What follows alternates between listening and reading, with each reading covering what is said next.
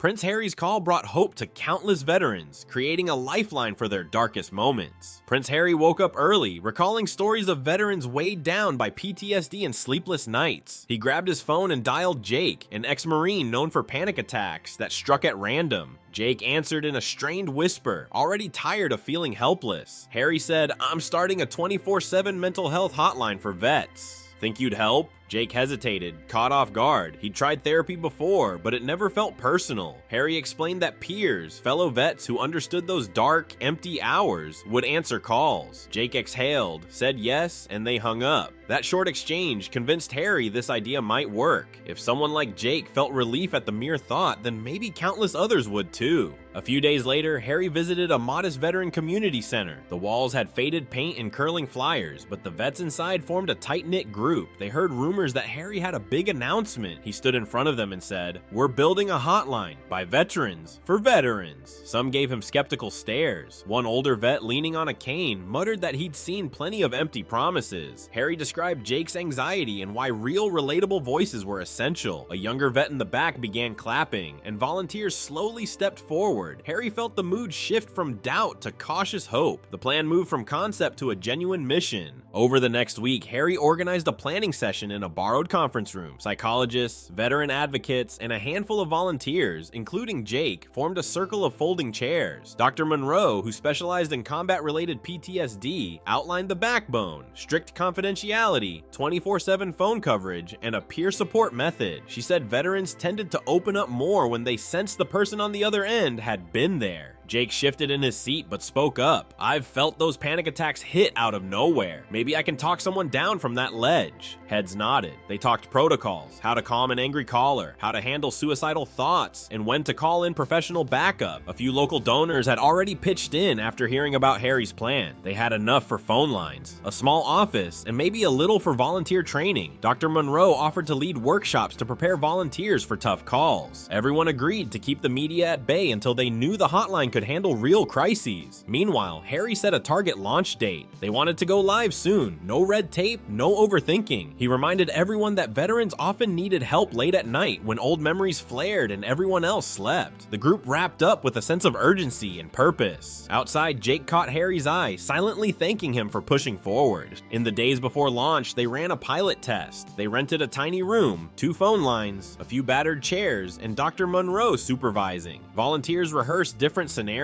A vet waking from nightmares, another lashing out from guilt, another admitting to suicidal thoughts. Jake froze during his first practice call, remembering his own worst moments. Dr. Monroe patiently guided him. "Breathe, listen, show them you've lived that darkness too." Each rehearsal chipped away at the volunteers' nerves. They learned to listen without judging, to offer tangible resources, and to escalate to a mental health pro if a call went beyond peer support. Harry stopped in to check phone connections, confirm donation amounts, and ensure their call logs were secure. A few curious reporters hovered outside, but he gave them minimal info, wanting to focus on perfecting the system. By the final practice session, Jake felt more stable. He successfully coached a fake caller through a simulated flashback without panicking himself. Dr. Monroe congratulated him, reminding everyone that real calls could be even tougher, but these drills helped. That night, Harry emailed the volunteer roster, detailing who would cover morning, afternoon, and overnight shifts. Each volunteer had a direct line to Dr. Monroe, just in case. They were as ready as they could be. Early on the morning of launch day, Harry arrived at the makeshift call center with coffee for everyone. He kept the pep talk brief.